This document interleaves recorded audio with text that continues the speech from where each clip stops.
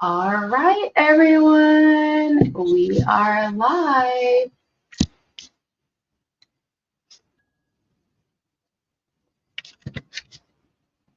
Let me see something.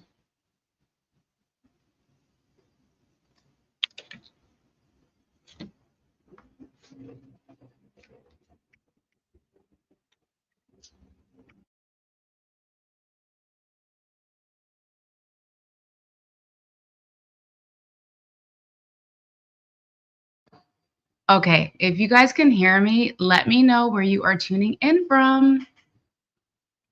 I just connected my Bluetooth speakers. Let's see, I see Paula is tuning in from Orange, California.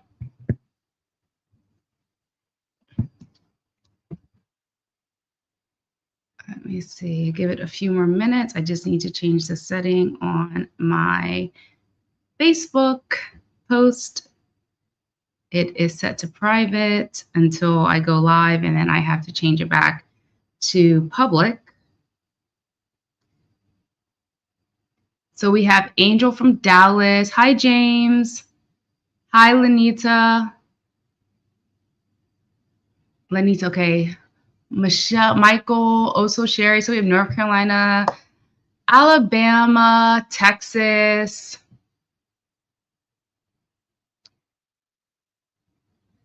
We have a lot of people tuning in. I'm so excited to share with you guys my journey and my thoughts on my 3 years of being here in Lisbon, Portugal. It has been very, very, very interesting. And I'm here to share the ups, the downs, and why I still consider Portugal to be my home right now. Let's see, Miss Boone is from Marietta, Georgia, Flower Branch, Georgia. A lot of people from Georgia, the East Coast. Where are my West Coast people at right now?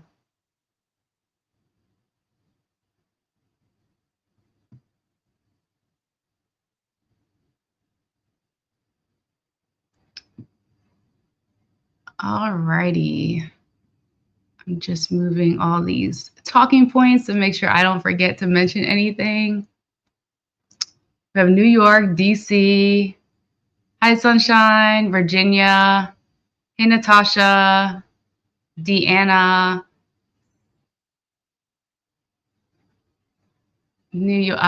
Gwendolyn from New York. All right, let's get this started. I'm so excited to have you guys here today on this beautiful Sunday, August 11th. I have not done any lives in the past 3 weeks because if you have been watching my other lives, I had a different background. I was in Belgium for a month with my boyfriend, and now I am back in Lisboa, getting back into the swing of things, and really excited to share a little bit about me, my story. 3 years in Portugal. If you're thinking about moving here, if you have considered it, or if you're living here, then maybe you can relate to some of the things that I am going to share. So without further ado, my name is Heather Courtney. I'm the founder of Black in Portugal and the Lisboa Mountain Collective.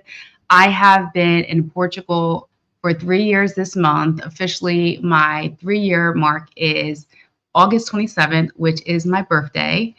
And life here has been amazing. If you have been following my journey since my Florida days, you all know that I relocated and left America back in 2021, January, and we moved to Merida, Mexico, and it was amazing there. The Black community there is amazing. The single mom community that was there was amazing, truly shaped who I am as a mother, friend, person, community leader, builder today.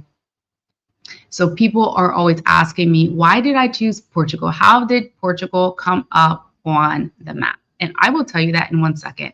If you do have any questions, feel free to drop a question in the comment section. Make sure you put a Q in front of it, and then I can answer your questions. So Portugal was never on my list of places to move to at all. Neither was Mexico. I had only been to Portugal once with the Navy. This was my first international city I have ever been to. It was a port visit, and I honestly did not remember anything about Portugal at all. Only thing I remember was the Hard Rock Cafe. I remember that there were beggars on the streets that were wanting money, and lots of alcohol. That's all I remember. So I don't remember seeing any Black people. Yes, it was very, very, very phase, like gray area of my Navy career port visits. So in Mexico, I knew that it would not be our forever destination. Not that there was anything wrong with it. I love, love, love the area that we were in, the people, the culture, the food. It was so, so amazing. But due to several reasons, such as the heat and my health issues. For those that don't know, I have autoimmune issues, so the heat is not good for us. Also, my daughter was going to be going to college soon, and I needed to come up with a game plan because in fourth grade, I had pulled her out of the traditional school system, and I had began to unschool and world school her. So with her going to college in mind soon, I wanted to make sure that I had something in place for her. So with the research and everything, Portugal just kept coming up. Portugal was affordable, more affordable at the time. It was an easy route to the US in case I needed to fly back for anything VA related or family related. The cost of living and easy access to other European countries and other African countries were one of the main reasons why I decided that I was going to relocate to Portugal. Let's see. Angel has a question really quickly. I'll just pop this up. Did I bring a dog from the US or did I get my fur baby in Portugal? Yeah, so both my animals, my pets are rescues from the US that we brought to Mexico and then we brought to Portugal. All right, I'm following a dialogue. This is my first time doing a live just by myself with the itinerary with the whole list of questions, so bear with me. So, what were my first impressions when I arrived in Portugal? So, fast forward, um, my first impressions of Portugal. It was exciting. It was a new place, uncharted territory to the extent where I was not able to freely go out and explore before. So, it was like a breath of fresh air for myself and my daughter. You know, leaving such an amazing community, amazing life in Mexico and coming here, you know, it did open up new doors for us to explore. It did open up possibilities for a stronger relationship with me and my daughter. And it just opened up so many possibilities of things that I could never, ever even imagine at all. Originally, I felt that the Portuguese people were very welcoming. I felt that it was very calm and peaceful here. I felt that it was a place that I could fit in and also my daughter could fit in and navigate our new life in Europe. So that was 3 years ago. Fast forward, my perspective on life in Portugal has changed. I will say there are good things and there are bad things. Or I should say there are good things and there are things that I don't particularly care for about Portugal. I think that these are all my experiences, and I'm putting this disclaimer before some locals jump on my YouTube video and leave a lot of hate comments because I get that a lot when I talk about Black communities or anything like that. I feel that comparing Portugal to the US as far as how we get things done in the US, like everything's normally black and white. You know, sometimes there's like the gray areas and little loopholes. But normally, like you go in to a service provider, a business, a company, you already know what you're going to expect. You know, it's not, you know, one thing one day and something else a different day. In Portugal, it doesn't simply work like that. I find that there's nothing in black and white here. And when I mean black and white, I mean that if I go to a company and ask a question to one employee, they will give me a 100% totally different answer than the next employee. These are things I don't particularly care for because it can be very confusing, especially as a foreigner when you're trying to navigate just the bureaucracy here, navigate, the ins and outs of life. I just don't like that aspect of Portugal. I also don't particularly care for there's no lack of urgency here. It's more like everyone's just going about their day, no care in the world. They'll get to it when they get to it, versus coming from America, like people are just like on their jobs, they're like getting stuff done.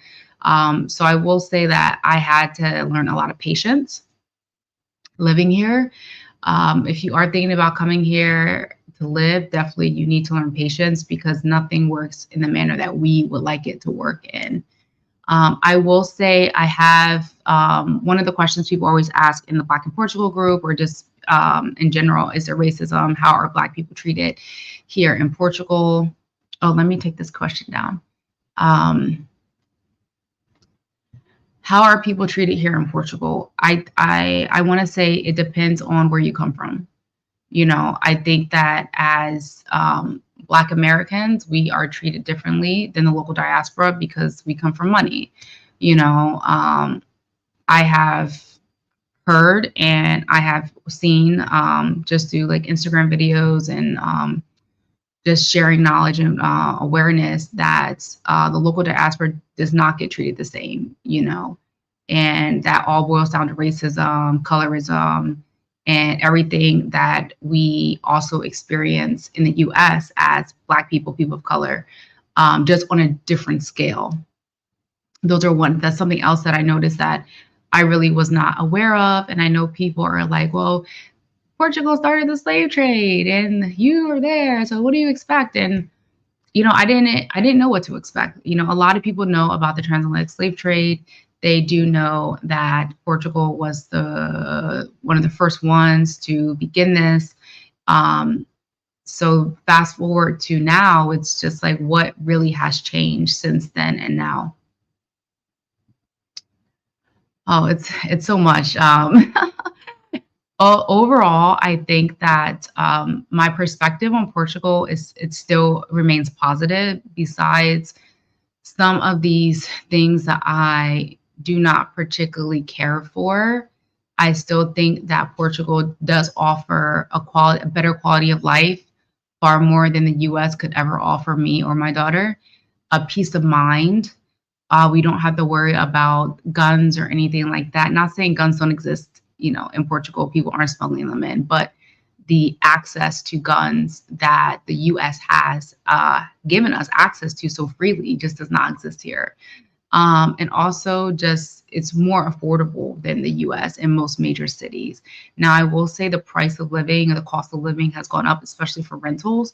But as far as, I can get a 6-pack of chicken wings for €1.13, which is about $1.15 US dollars. Nowhere in America you can get that. I can get a liter of milk for 89 cents. Nowhere in America you can get that. A loaf of bread, a baguette, 34, 45 cents. Croissants, sometimes they're like 20 cents. You can't beat, the pricing compared to the US. All right, I'm going to answer some questions. There's a lot of questions pouring in. Let's see. Gwendolyn is asking, is the Portuguese language as challenging as you would thought it would be? So two things. If you're thinking about coming to Portugal, there are two different types of Portuguese languages. There is the Brazilian Portuguese, which I think sounds so much sweeter and it sounds so romantic and it's like you're singing. And then there is the European Portuguese, which I feel is harder to mimic the sounds that the Europeans do make with the language. I have found it very difficult to learn Portuguese, mainly because it's not that I haven't been applying myself. I did take a language class. I have tried to sign up for other language classes, but I feel like when you are out in public, you have to give your national identification number, like a fiscal number, I would say, for tax purposes. And if you attempt to speak in Portuguese, the Portuguese will just speak back to you in English, or they'll just tell you to speak English, or they will pretend like they don't understand what you're saying. So for me, I feel like it has lowered my confidence and wanting to be able to speak it more in public because, comparing it to Spanish speaking countries, my Spanish is not the greatest, but I know how to navigate. But I feel like when you are talking to someone that speaks Spanish and you may not fully understand each other, but you have like the gist of it, they're willing to work with you when you're trying to, get through a sentence or get through a phrase. I just do not feel that that has been my experience with the local Portuguese. So I just really have not attempted to try harder to study it. I think also when I finish school finally next month, I'll have more time to focus on learning Portuguese more, maybe do the government classes that are in person. But right now, it's just not, it's not on the top of my list of a language route that I want to go down right now with everything else I have on my plate. All right. Hello from Toulouse, near France. Get these next questions. Do you sample any other countries before landing on Portugal as a new home after Mexico? No. So originally, my daughter and I had backpacked to Southeast Asia in 2019, and we decided in 2020, March, that we were going to backpack through Europe to figure out what we were doing with our lives. And as we all know, March, the world shut down. So Mexico was the only one that was open, but I don't know where else I would consider a place I would move to, maybe Spain, possibly. But I feel like there's so many beautiful options out there that I wish I had the chance to explore, but I guess it just worked out perfect to be where I'm at right now. All right. Sapphire is asking, is the quality of meat, fruit, vegetables better? I would say 100% it is better quality of meat, vegetables that aren't GMO'd. I feel like they are fresher. They're way more affordable. A lot of fruit that would be considered like luxury fruit or meat that would be super expensive in the US is way more affordable here in Portugal. All right. So what have been some of the biggest challenges that I've faced since moving here? Navigating the Portuguese people. I would say if it wasn't for my dear friend and my realtor, Fernando, that has helped me countless times, I think I would have struggled here in Portugal. I will say that the Portuguese as a whole, I will say that their structure is not foreigner friendly. And when I say that, I mean that as a foreigner, you don't understand like the ins and outs and how the logics work here in Portugal if you're coming from a different country.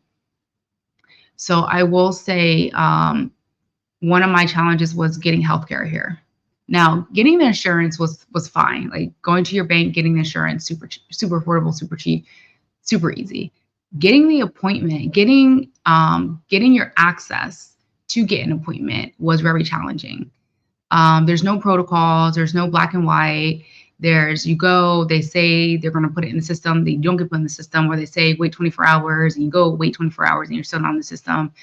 Also getting your national health care number, you have to email. It'll take months just to get this. These are some challenges that I have personally faced here in Portugal. I think another challenge that I did face was, I don't know if people here have been watching my my earlier YouTube videos from when I first got to Portugal and the situation that happened in our first flat, how there was a man that had climbed halfway through my daughter's window at like 3 o'clock in the morning, and he was able to grab some stuff. We didn't realize that till the next morning. And I remember this was like not even a month of us even living in Portugal. And I remember reaching out to my community. They were so helpful, but I reached out to like the local groups to see, what could be done. And I was kind of met with like, when I say locally, it was just Portuguese groups. Like, well, why did you wait? Why didn't you call the police right then and there? And this, and that. And I'm just like, first off, I'm a foreigner. I don't even speak Portuguese. And if you never dealt with the police here, like you can call them, but then they'll tell you to go to a different station. They'll tell you to call someone else.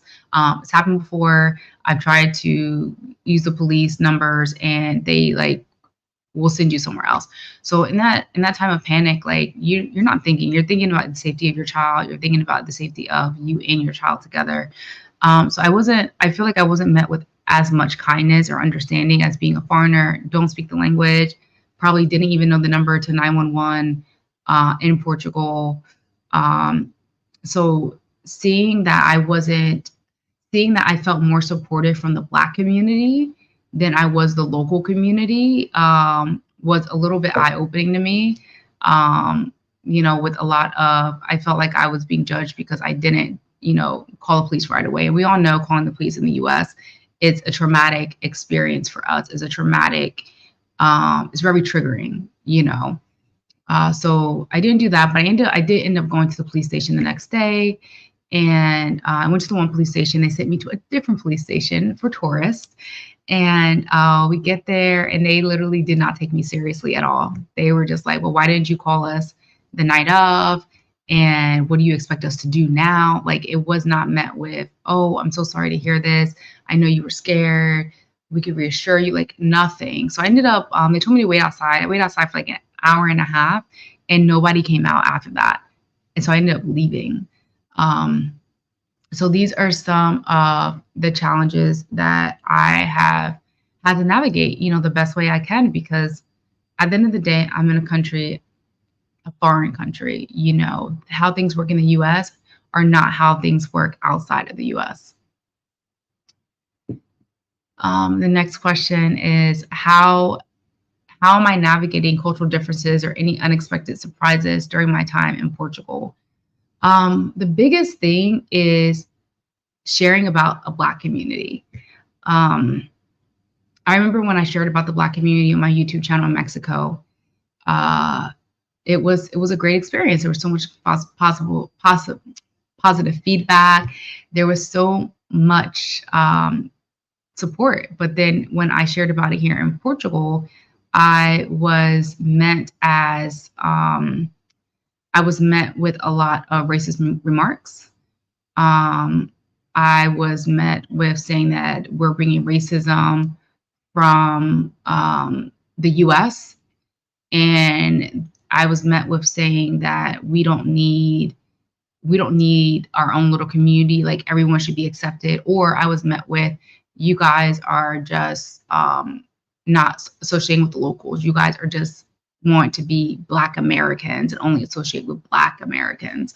And that has not been the case. I think that trying to have like a better understanding of why us as Americans, we have Black communities, why we have minority communities, is not seen in the same light as here in Portugal. I found that a lot of times I've come across people that tell me that Portuguese people don't see color.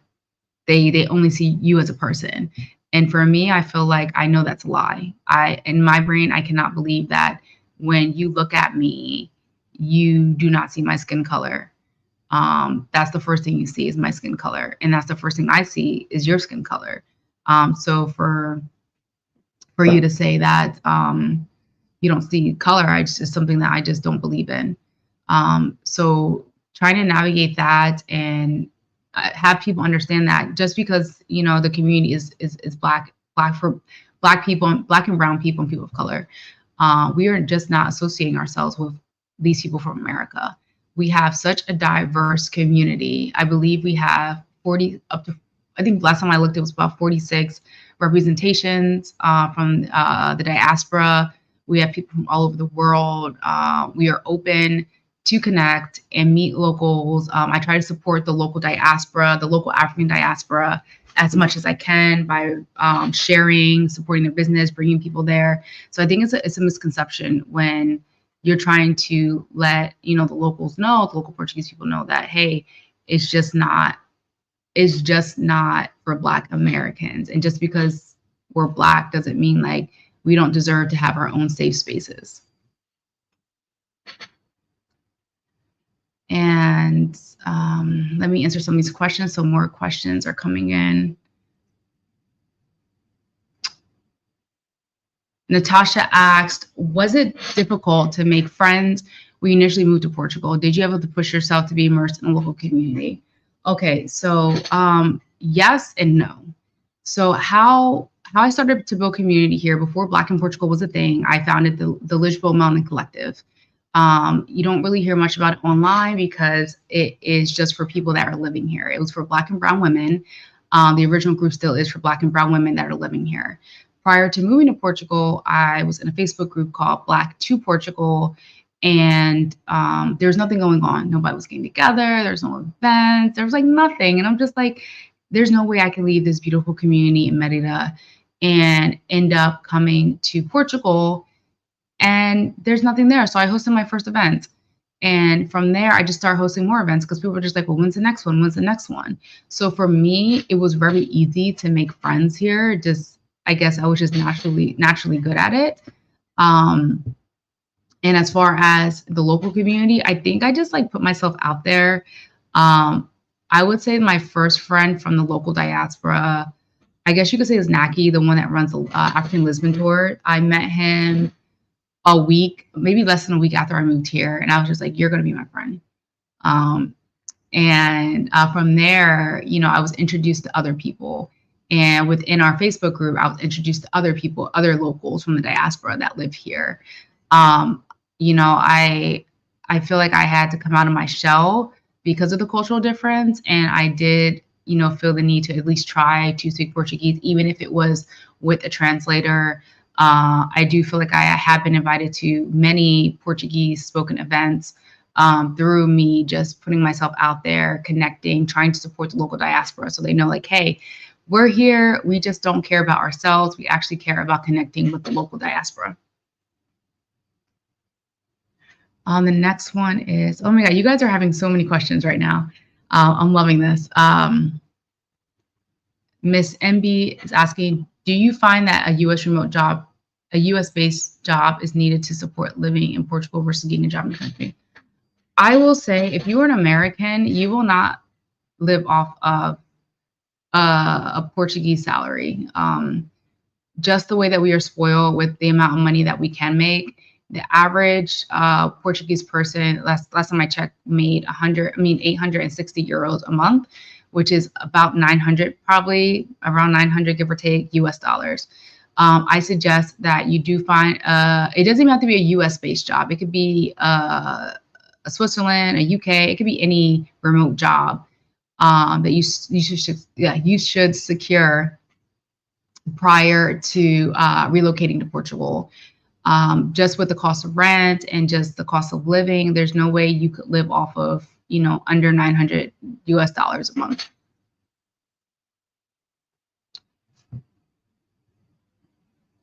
All right. What is the card you just referenced? Are you a Portugal citizen or dual citizenship?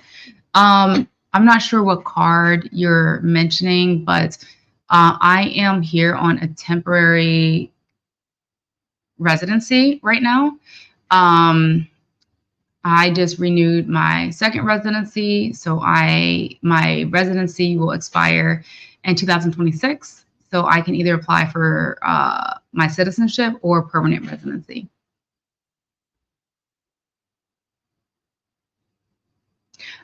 This is such a good question, and it goes back to having patience with Portugal and challenges. So Gwendolyn Smalls, I feel like, are you my cousin? Because I have a cousin, Gwen, that lives in New York too. I don't know if her last name is Smalls though. No, I'm not sure. But if you're my cousin, hey cousin, did your mom's visa application finally get approved after they lost it the first time around? How is she doing in reference to settling in? Yes. Okay. So long story short, my mom came to visit me in Portugal. just like she did in Mexico. She's just like, okay, I'm moving here. So I was like, cool, I guess I'll do your visa application. So I did her full visa application. It was a pain in the butt to do it. Oh, I hated every moment of it, but I got everything settled for her, and I had her appointment set for, sorry, I'm a little thirsty, y'all, January in San Francisco. So she went to her appointment.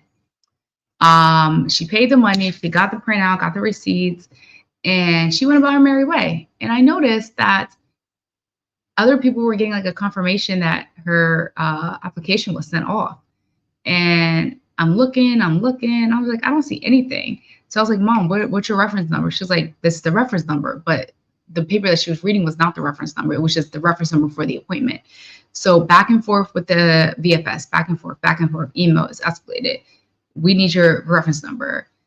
It was just like a headache. And we were like, this is the date she went, the time, this is who she saw, this is the receipt, this is the printout that you guys gave her. And after 6 months, I was just like, I'm so tired of waiting, because they're just like, oh, it takes a while, we're backed up. And I'm just like, you guys are telling lies, because I'm in the family, the American and Friends PT group, and people from San Francisco are getting approved within a few months. Like, no one I've seen has been 6 months unless they had something kicked back or anything like that. So I was fed up. So I made her another appointment for Washington, D.C. for June. So I redid her application again. Oh my God, y'all, it was so stressful. And luckily, like, I had made copies of like the TOR and everything else that I included in her first package. And I submitted it, and her visa had came back approved July 22nd. So about a month, almost a month and a half, maybe less, technically about a month if you don't count the weekends. Sorry, y'all, I'm really thirsty right now. And she's actually here in my living room right now watching Empire, or she's been watching Empire right now. But yes, my mom finally got her visa, visa approval, and she's headed back to the States to get her stamp and her book, and then she's coming back here. And right now we are looking for a flat for her. So these are the things that are frustrating, because why is it taking you months to say that you're getting back to me? It's been escalated. We haven't heard from them. Like, what is the proper protocol? Like, if I'm showing you that this person went to the appointment, they paid their fees and everything, and you can't track down where the application is, it's wild. So her visa approval came from DC. It did not come from San Francisco.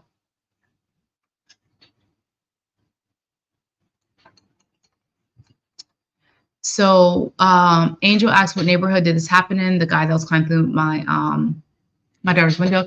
It actually happened in a neighborhood that we just moved from. I actually love that neighborhood. It's so great. It's family friendly, close to everything, part of the Seven Hills. This was Peña de Francia, and I really do miss that neighborhood. But I told myself that I would never live on the first floor, which is technically like the second floor in US terms.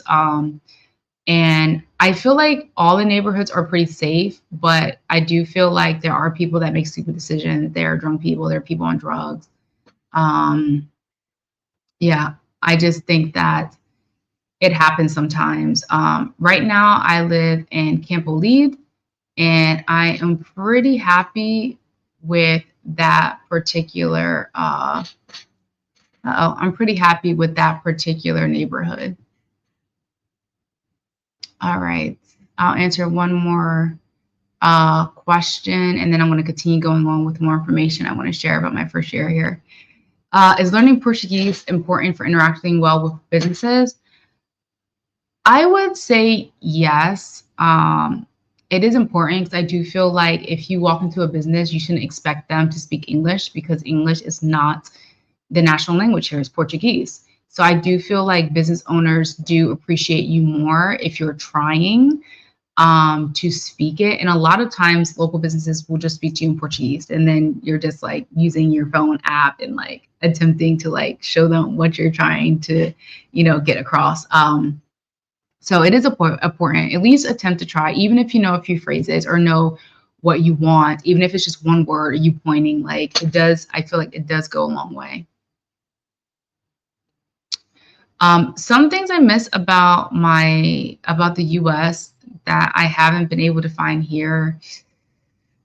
Oh my goodness, tell me Chick-fil-A, Chick-fil-A, Chipotle. I honestly do miss some of the chain restaurants. It's just like comfort food sometimes. You had a long day, you want to get some Chick-fil-A line, you want to get the little sauce. But honestly, I don't miss a lot of things. Sometimes I miss driving. I wish I could just hop in a car and just go somewhere. Um, but as far as everything else, I would say the only thing I miss is the smell of home. I was just home in Jersey in November, and fall in Jersey is just like you have the leaves, you have the sounds, you have the smell. And I know it's probably a weird thing, but these are just one of the things um, that I do miss about being home. Now, there are some things here that I feel like you will never ever, get to have at home, such as meeting for a friend for a cafe midday, and then just saying, "Oh, we're just going to walk the streets," and you stumble across different stores, different restaurants, different people. These are things that I feel like you do not have the opportunity to experience because we're always in a car. There's not a lot of places that are walkable in the US unless you live in a small town or you live in a major city where New York or Philly, where things are as, walkable. But as far as the charm of being in an area that's like a melting pot of so many different international people, I do feel like you do not have that same experience at all.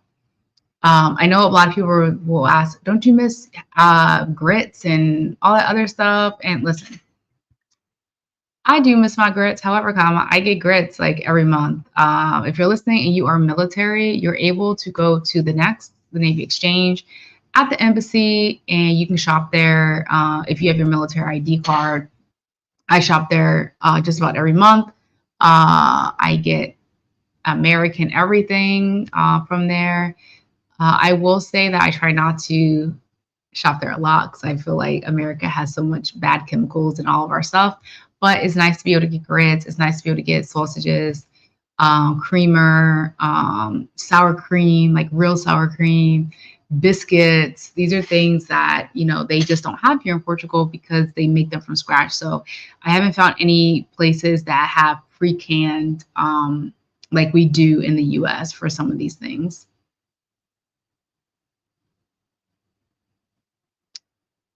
So, some things that I really enjoy about Portugal and why I just consider it home is just the flow of things. I can easily get on the metro and be in the city or outside the city. We have the ferry, we have the train. I'm getting ready to go to Porto on Saturday. I have an event there.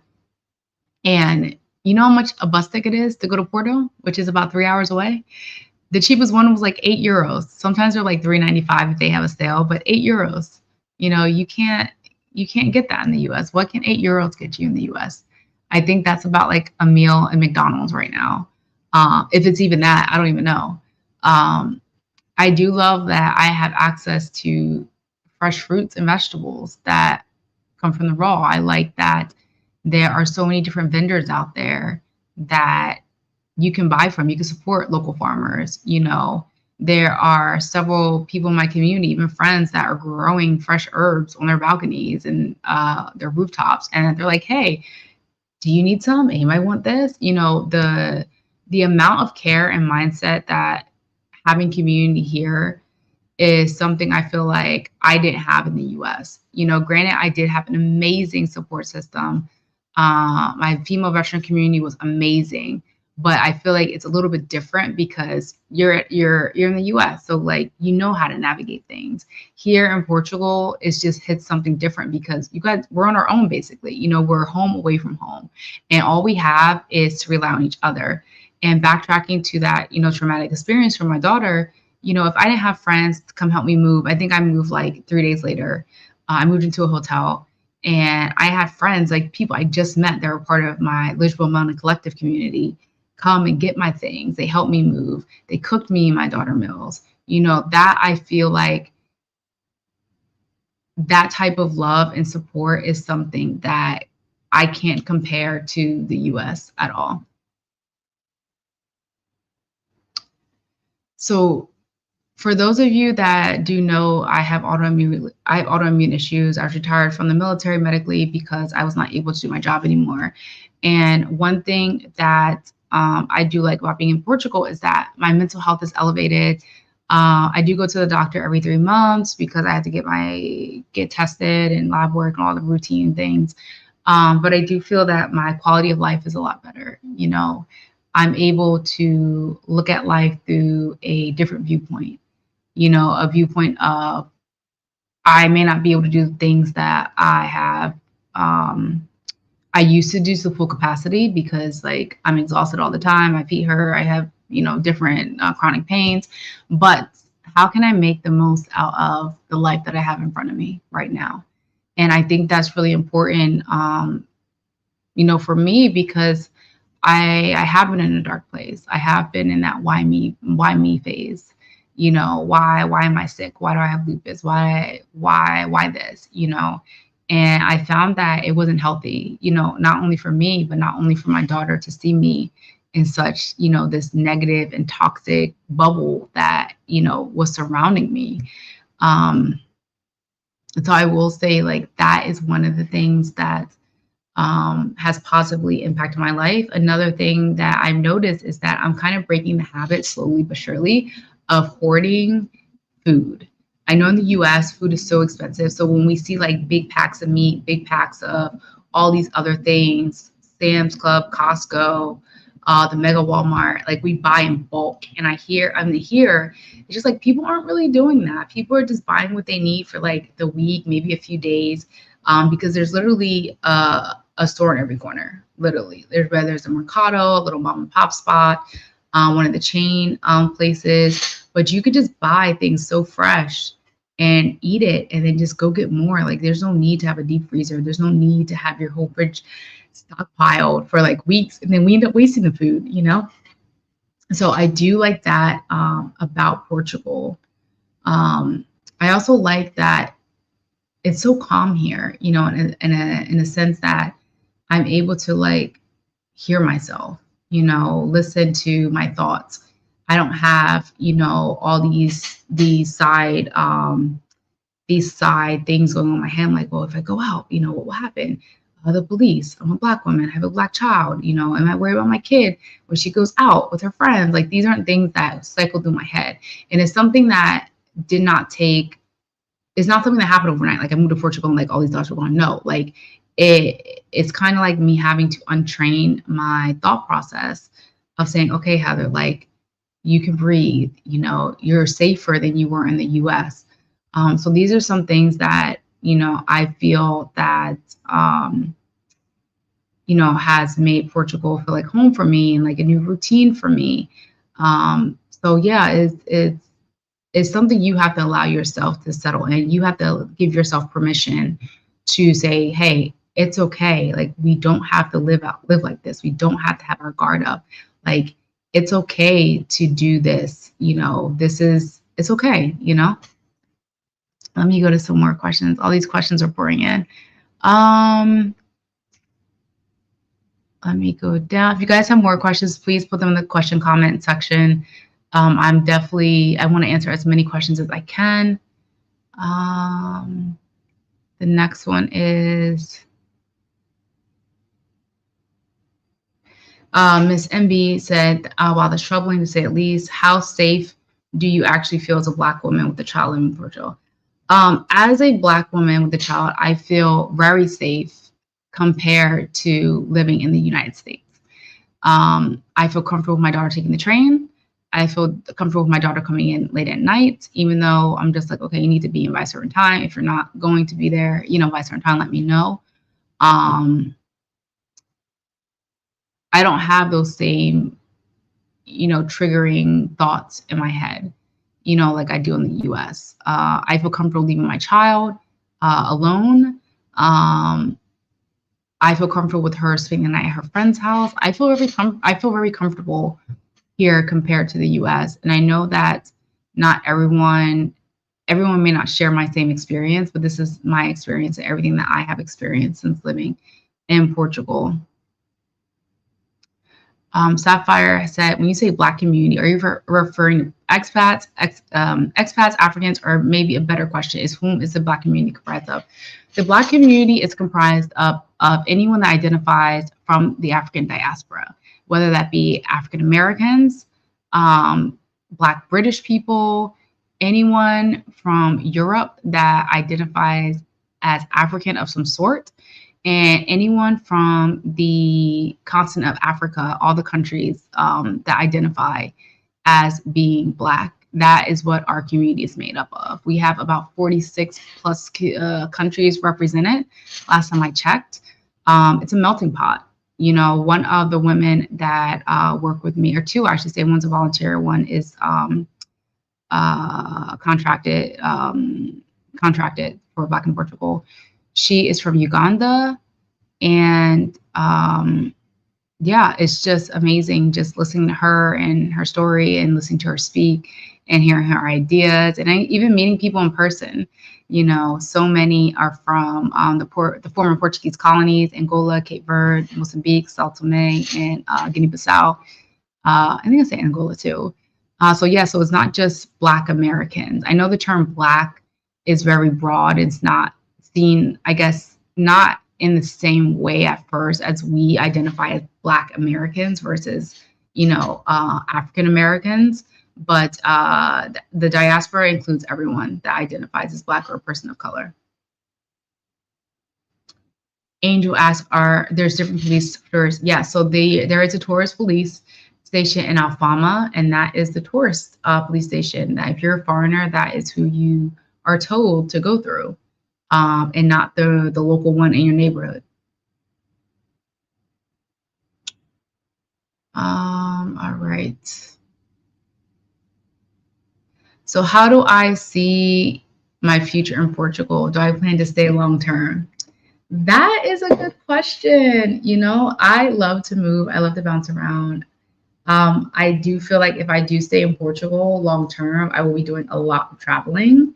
But who knows? Who knows what the future holds for me? But right now, I have enjoyed my 3 years here, and I'm looking forward to what comes next. And if I could go back in time, would I still make the decision to move to Portugal? Yes, I would, because Portugal changed me. You know, it helped me grow. I was like a caterpillar in a cocoon, you know, not knowing my value, my worth, you know, being this very, you know, scared introvert woman. And just building community, coming out of my shell has helped me develop to be who I am today. You know, my outlooks on life, my, you know, my urge to look for the next person I connect with, someone else. I feel like Portugal has opened up a lot of doors that I did not know were able to be open. A lot of doors that I didn't even know existed for myself. Even with like the ups and downs, like you just have to know how to navigate it, and you really need to have community to have your back as well, to help you navigate these things, to help your life in Portugal ease and settle in a little bit better. Alicia Harris said, can you tell me when's your next relocation tour? And another tour, but forgot the name. So I do not do relocation tours. I do have a masterclass for moving abroad. I have thought about doing relocation tours so people can see, like, yes, the diaspora is here. There was another article I came across. There was a Black woman who had came on a tour with a company, and I want to say her experience was not that great. I don't know if it was because maybe it just wasn't what she was looking for, but I do feel that she should have been connected to the Black community just in general, you know, just to get perspectives of people that live here, that work here, you know, how to find hair care products, just anything. So I have been asked to think about doing those types of tours, but right now it's just not on my radar, as I'm the only one running Black in Portugal. I do have a contractor and a volunteer, but it's still not enough manpower to even do this. But if you're interested in my relocation class or any of my consultations, definitely send me an email and I will definitely respond back to you. All right. Let's see.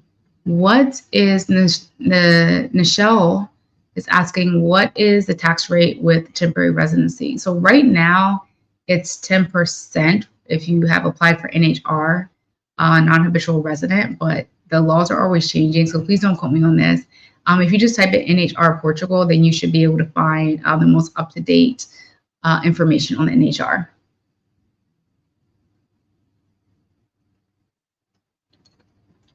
Oh, excuse me. Cheryl is asking, do many people ship a vehicle?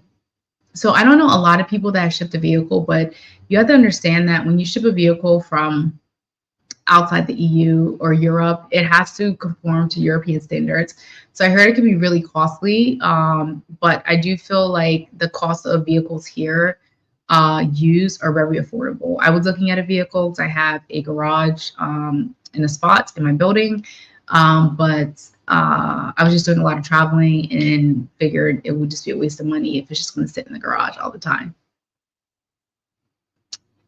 Lanita is asking, saying, like you have autoimmune disorder and allergies, my doctors recommend that I relocate to Southern California or a region like Portugal. Have you found that you are more active and physically healthy in Portugal? So I feel like, let me go back to the care. So I feel like my care is really great here in Portugal. I do feel that I'm much more active than I was in the US because I was really, really, really sick. Physically, I do feel healthy. I do get my blood work done very often to test my organs and to test to make sure everything else is functioning really well. And thank God that besides my autoimmune issues, like my organs and everything is functioning really well. So I do feel healthy here, but I do feel like escaping the US has contributed a lot to being in a better, healthy state than I was in the US. Ms. NB is, what recommendations or advice do you have for parents of teens who are tied to their friendship and social life here in the US about making successful transitions to live abroad? You know, this topic has crossed my mind many times because what I'm finding in a lot of these expat groups is that parents are just wanting to relocate their kids without, at least the perception is they're not getting their input of their child other than we're moving and you lose your friends. I think that incorporating the decision with your child and showing them and connecting them with other teenagers, other kids their age, can open their eyes wider than they currently are. Because right now they're just like, oh, I'm leaving my friends, cheer, I'm leaving my comfort zone. But what they don't realize is that there's so many amazing kids out there that are living the life, that are adapting, that are making local friends, that are opening up opportunities that they would have never had in the US. I do think that you should connect with other parents that have teens that are in that area. I know teens can be weird about getting on the phone, but if you're able to travel to that country and do a meetup and have the teens talk to each other, or at least try to engage in some type of, interaction or friendship, I do feel like that goes a long way. I know in Mexico, we did the single moms, we did meetups twice a week at a park. And even though my daughter was one of the oldest out of the group, there were some moms that had teens and they enjoyed their time together. So allowing them to kind of navigate themselves and allowing them to form their own relationships and interpretations on moving abroad really can go a long way than kind of like forcing them to the move, saying, well, we're moving, I feel like it's no difference than you're moving to like a new town, like your mom's like, oh, we're moving because of a job or A, B, C, and D. You're just like, what, my friends? So Sherry said, does Amazon Prime orders fulfill directly by Amazon? Yes. So you could shop Amazon Spain, Italy, Germany, Belgium, in UK, and the normal Amazon. They all ship to Portugal. the thing that's good about Amazon, the US one, is that they'll just charge you like a fee, which is like normally like $12. And it doesn't have to go through customs. Like you don't have to get charged a custom fee or anything like that. So that's shipping and customs. Amazon Spain, I feel like things come in like a day, sometimes the next day, crazy fast. Thank you so much, Kasha. Oh, Kasha, you watching this? Okay. Much less congrats on your journey. All right. Thank you so much. I haven't seen you since the People of Lisbon meet up. Thank you so much for watching. I do appreciate your support as well. I thought this was a woman, but it is a man who is an amazing producer out there, and he has some amazing music. And he also has a YouTube show out there too. You do interviews, and you have some funny reels on the Instagram too. Vicky Hayward is asking, we plan to start our process to get our visa in January and have a dog. My question and concern is, besides the long flight, were your pets in the bags under the seat? Yes. So my animals are weird. They're rescues. They are just really quiet. So they just stayed in there. My dog came out a few times, but other than that, yeah, they just stayed in the little carrier. Miss MB, what is the email address? You can send it to heather@blackinportugal.com. All right, I have a few more questions on my end I want to share with you guys. Some advice I have for people that want to move to Portugal. Come visit for at least a month. Come visit, check it out, check the community, travel. I feel like a week is not a month. I mean, a week is not long enough. And I do understand like some people may not have a month to leave and scout. But if you're not able to stay a month, connect with the community. The Black in Portugal community is very big. There's lots of people that live there. Even if it's not in the Black in Portugal community, there's other expat communities that are out there. Connect. Ask questions. My perspective is not the only perspective. There are different perspectives for different people. I also suggest do your research too. Join the American and Friends PT group. They have an amazing file section. I won't say too much about the group. Use the search option. I will say use the search option and use the search option. That's all I will say. But other than that, they have an amazing file section, a research section filled with documents and everything that you need to get your visa. I did it twice. Well, I did 4 visas, me and my daughter, and then my mom twice. And we were almost 3 years apart from each other. Also embrace the soft life, like embrace, not letting go of our own traumas, but knowing that we don't have to hold on to those traumas when we move abroad. I think that it's something that I'm still navigating daily, but I do feel like over time it has helped me realize that, these things don't define us. These things can possibly hold us back for the greatness that life outside of America has to offer. And lastly, make friends, go out, do things. I'm actually going to a swing class. A West Coast swing class. I've never done swing before. I feel like I've only seen it in like the 50s, like movies that are based in like the 50s, right? 40s, 50s. I think this one swing was popular. Just do things that elevate your mental health. Do things that, stepping outside of your comfort zone. Make friends with locals, even if they're not, part of the diaspora. Expanding your network, expanding your reach, and having a local friend could definitely go far, far away. They can help you navigate the bureaucracy. They can help you with tips. They can help you with hidden gems. I think that is what's really, really important here. So my favorite part of my journey so far is building community. I love to see people come together. I love to see people connecting. I love to see different walks of life. I just had a dinner last month. Wait, when did I come back? No, maybe like 2 weeks ago I had a dinner And these two individuals sat at the table together.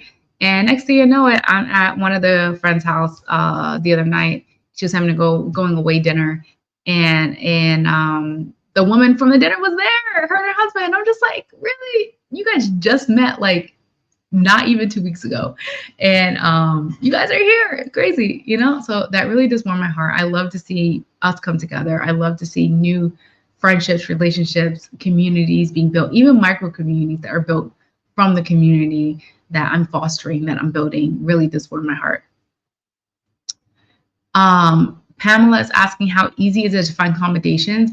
It really depends on what accommodations. I think people don't realize that there are other outlets. I join a lot of WhatsApp groups because I want the knowledge. So I'm in like, I think 5 or 6 accommodation WhatsApp groups.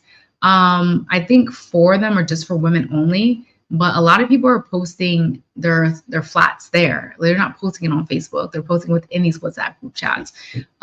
For me, I used Flatio the first time. The second time, I used my realtor, who has been super amazing. The flat that I'm in right now, it did take me 6 weeks to find a flat because the housing market is crazy and it's like Hunger Games out here competing with other people for homes. Is Lisbon a walkable city, and what is the transportation system like? Listen, Lisbon is a very walkable city if you have legs and kneecaps and very hard feet. Yes. Portugal has cobblestone everywhere. If you're coming, make sure you have shoes that have grips, shoes that have traction. There's a lot of hills if you're in the seven hills that are in Portugal. Further out and in some neighborhoods, it's extremely flat, but Portugal is very hilly. And Lisbon is very hilly to say. And the public transportation is great. You have buses, tram, ferry, train, the bus 11, which is your 2 front feet, and plenty of Ubers, Bolts, and cabs. Pamela is also asking, are there any co-working spaces? Yes, there are tons of co-working spaces. They're all over the city. There's so many. A lot of them are cafes that you could just hop into and just get on and do your work and keep it going. All right, this is one of the last questions. Visiting in September, how do I find us, and are there schedule opportunities for me? Great. Yes, so you need to look for the Black in Portugal community. We have a Facebook group with 22,000 people and growing. I have the NAS app, which you can join, which I'll put in the chat where you can join there. And this is where I am posting all the events and meetups, informal meetups, and also on the Instagram. And most of the informal meetups are happening in the WhatsApp chat. Black in Portugal. Okay, I just put it in the chat right here. This is the community that you can join. And in September, there will be like another dinner. I think I'm going to be hosting the end of the summer picnic. I think that's going to happen in September as well. So just be on the lookout. I'll probably put it out at least 2 weeks prior to the dates once I figure out what I'm doing. But it would definitely be before September 18th. Because I am headed to Mauritius for 2.5 weeks. So it will be definitely before then. Pamela, I just put it up here, is the nas.io/Black in Portugal. That is how you can join the community, the WhatsApp groups. We have a subgroup for Porto. We have a parents group. Yeah. So this is how you connect with the community. Are there any more questions? I'll take a few seconds to see if there are any more questions coming through. I really do appreciate everyone that joined in and asked all these questions. I'm excited for those that are visiting, for those that are considering Portugal. You know, it has so much to offer. The weather is great here. The food, for the most part, the people are nice here. And I really do and have been enjoying my time here. Right now, the summer is blazing hot in Southern Europe. So if you know, you know, staying inside is what we're doing. Also easy. If you ever want to take the bus, you could take a bus to Madrid for like 60 euros round trip. flights to other countries. My daughter and I took a round trip flight, a weekend getaway to Morocco for 56 euros. Like, you cannot beat living in Europe.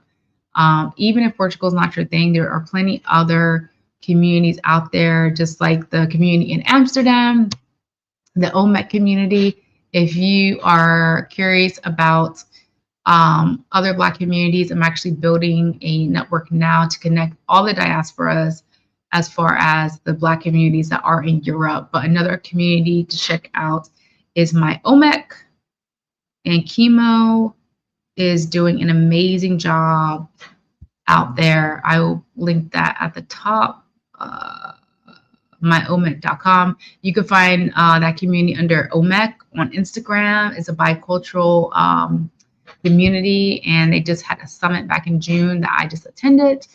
And I highly suggest people check that out. You never know who you connect with. And I will be hosting a trip there next year in June for the Ketakoti Festival. And I hope to see some of you there. Okay, so these last questions I will answer, and then I will get off because it has been an hour and I need to finish binge watching The 100 again. All right, Angel is asking, I'm visiting at the end of August. What suggestions about cell phone service? So if you would like, I have a referral link for Airlo. If you go to the Black in Portugal website, let's see, Black in Portugal, I'm typing it right now. And it's, I believe it's on our main page. If you scroll down, there should be some affiliate links, and Airlo, you can use it. I use it all the time.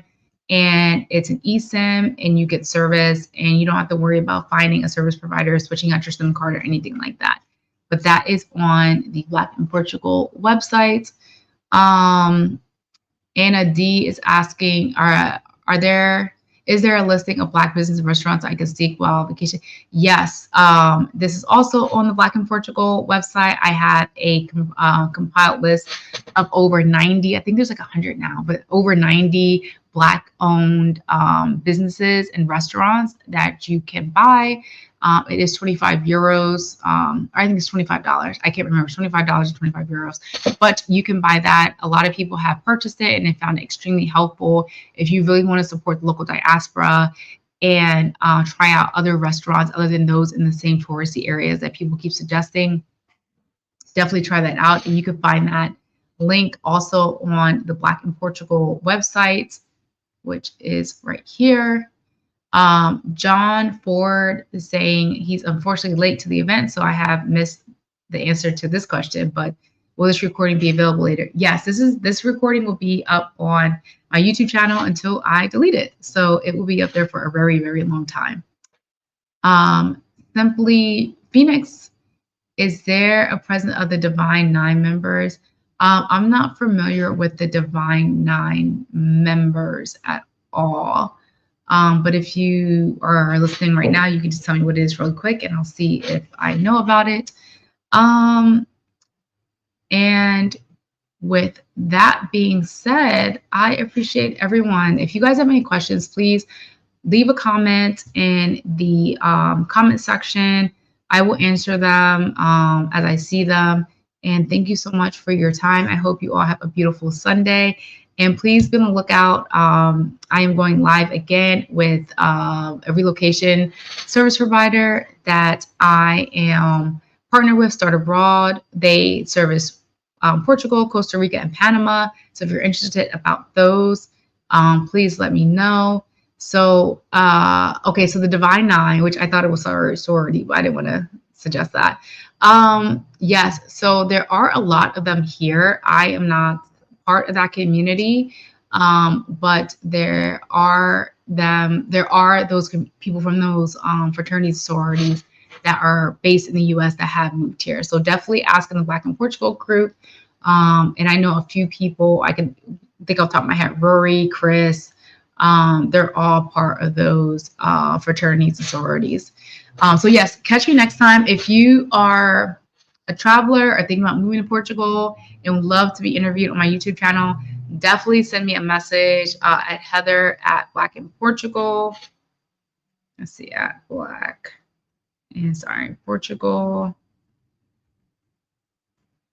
at heather@blackinportugal.com. And I would love to interview you. I would love to get different perspectives. And the woman that had asked about the teenagers, I would love to interview you. And possibly I would love to have my daughter interview your teenager too. That could be like a thing, you know? Um, but I'm getting out of here. You guys have a good night. Don't forget to like and subscribe to this video, my page, and I hope that all the content I'm putting out has been helpful to you all. With that being said, I am getting off, so I'll catch y'all later. Ciao. Yes, don't forget to like the live. Ciao.